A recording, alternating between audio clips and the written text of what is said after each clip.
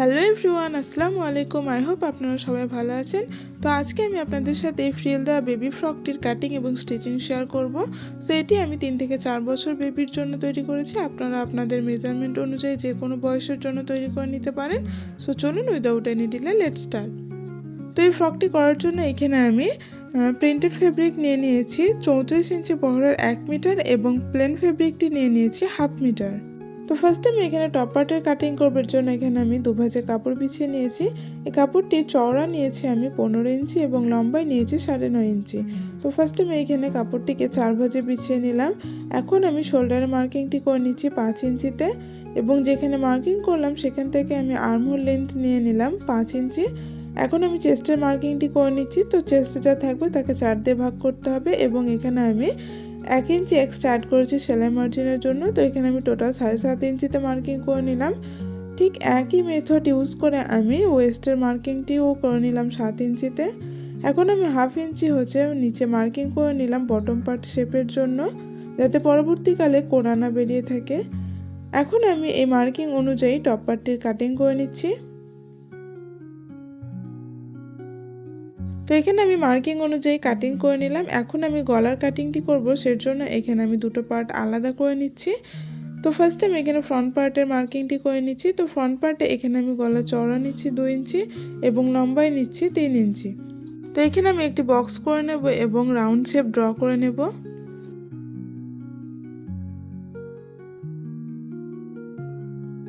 এখন আমি ব্যাক পার্টে গলার মার্কিংটি করে নিচ্ছি। তো এখানে আমি গলা চওড়া নিচ্ছি 2 ইঞ্চি এবং লম্বায় নিচ্ছি 1.5 ইঞ্চি।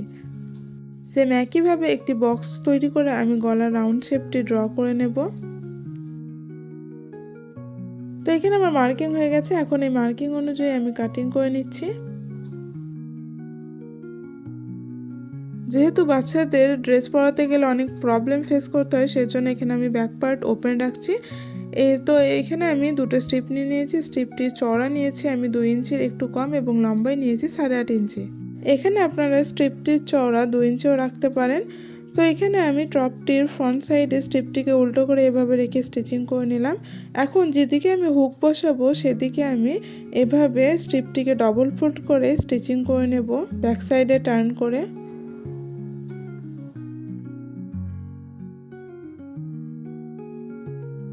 এবং যে সাইডে আমি হুকের ঘরটি রেডি করব সে সাইডে এভাবে 1/2 ইঞ্চি পরিমাণ স্ট্রিপটিকে বাইরে রেখে আমি স্টিচিং করে নেব ব্যাক সাইডে টার্ন করে।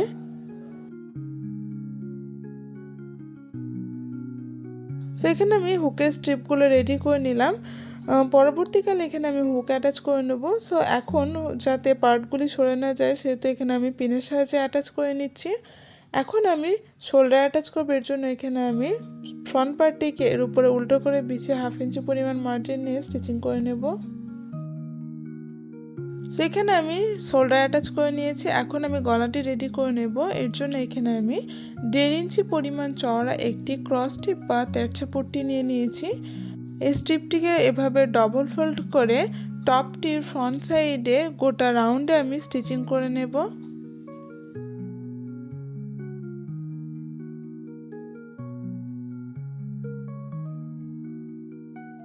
সো এখানে আমি পট্টিটি গলার সঙ্গে অ্যাটাচ করে নিয়েছি। এখন আমি ছোট ছোট কাট বসিয়ে দিচ্ছি যাতে পরবর্তীকালে ব্যাক সাইডে টার্ন করার সময় জড়ো জড়ো না হয়ে থাকে। তো এখানে আমি কাট বসিয়ে দিয়েছি। এখন আমি এই স্ট্রিপটিকে ব্যাক সাইডে এভাবে টার্ন করে আমি ব্যাক সাইডে একটি স্টিচিং করে নেব।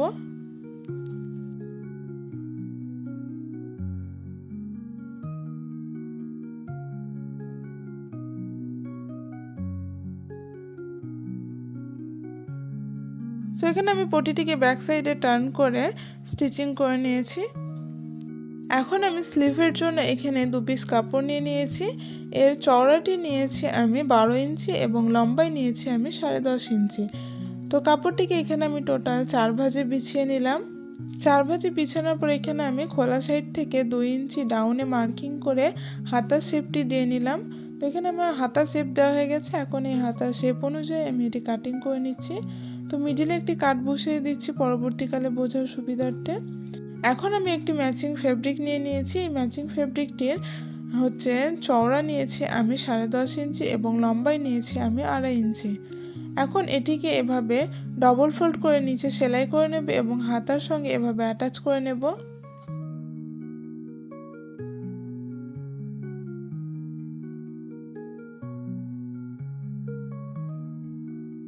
সো এখানে আমি কাপড়টি অ্যাটাচ করে নিলাম। এখন আমি হাতে ইলাস্টিক অ্যাটাচ করব, এর জন্য এখানে আমি 7.5 ইঞ্চি লম্বা একটি ইলাস্টিক নিয়ে নিয়েছি।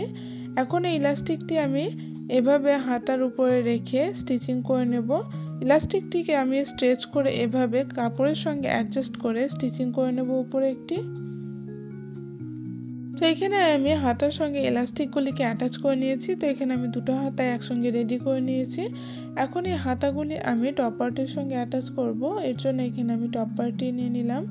এখন টপ পার্টটির সোজা সাইডে আমি হাতার মিডিল পয়েন্ট এবং শোল্ডারের মিডিল পয়েন্ট একসাথে রেখে আমি এভাবে স্টিচিং করে নেব দুটো হাতায়। তো এখানে আমি দুটো হাতে অ্যাটাচ করে নিয়েছি। এখন আমি বডির মেজারমেন্ট অনুযায়ী সাইড ফিটিংস করে নেব।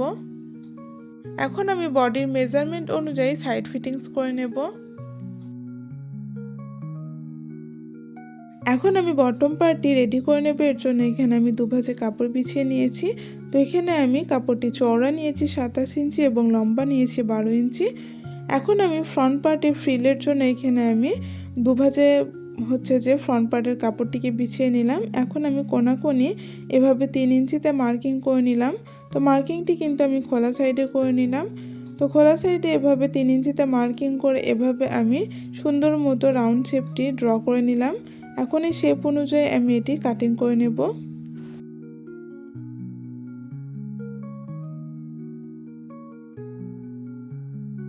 সো এখানে আমি রাউন্ড শেপ অনুযায়ী কাটিং করে নিলাম এবং মিডিলে একটি কাট বসিয়ে দিলাম।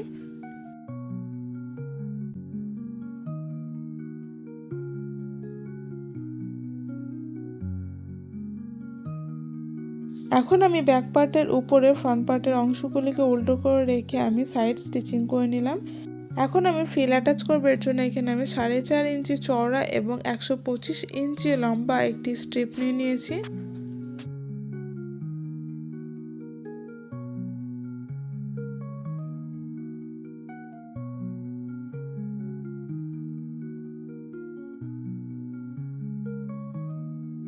এখন এভাবে নিচে থেকে ডবল ফোল্ড করে স্টিচিং করে নেব এবং উপরে মেশিনে সবথেকে যে বড় সেলাইটি হয় সেটি দিয়ে এভাবে গ্যাদার করে নেব। তো এখানে আমি ফ্রিলটি রেডি করে নিয়েছি। এখন এই ফ্রিলটি আমি বটম পার্টের সঙ্গে অ্যাটাচ করব, এর জন্য এখানে আমি বটম পার্টটিকে সোজা সাইডে বিছিয়ে নিয়েছি। এখন এই ফ্রিলটিকে আমি বটম পার্টের উপরে এভাবে উল্টো করে রেখে আমি বটম পার্টির সঙ্গে ফ্রিলটিকে অ্যাটাচ করে নেব।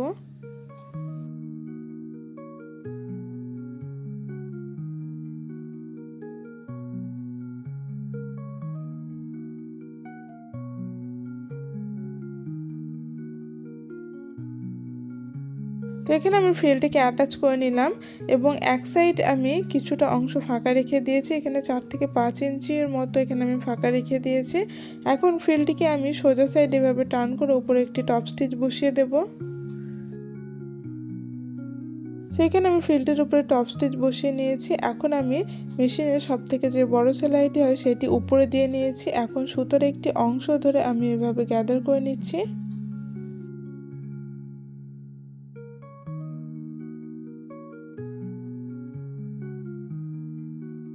এখন আমি ওয়েস্ট লাইন থেকে 3 ইঞ্চি দূরত্বে এভাবে ফ্রিলের অংশটি এভাবে রেখে উপরে একটি স্টিচিং করে নেব।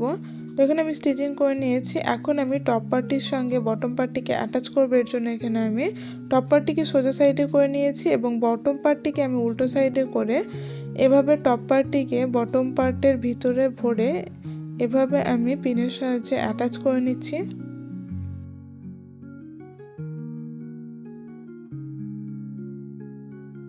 সো এখানে আমি চারিদিকটা অ্যাটাচ করে নিয়েছি এবং এভাবে আমি গোটা রাউন্ডে স্টিচিং করে নেব। সো এখানে আমি টপ পার্টির সঙ্গে বটম পার্টিকে অ্যাটাচ করে নিলাম। সো এখানে আমার ফ্রকটির কাটিং এবং স্টিচিং কমপ্লিট। ভিডিওটি কেমন লাগলো আপনাদের অবশ্যই কমেন্ট করে জানাবেন। দেখা হচ্ছে অন্য কোনো ভিডিওতে। টাটা।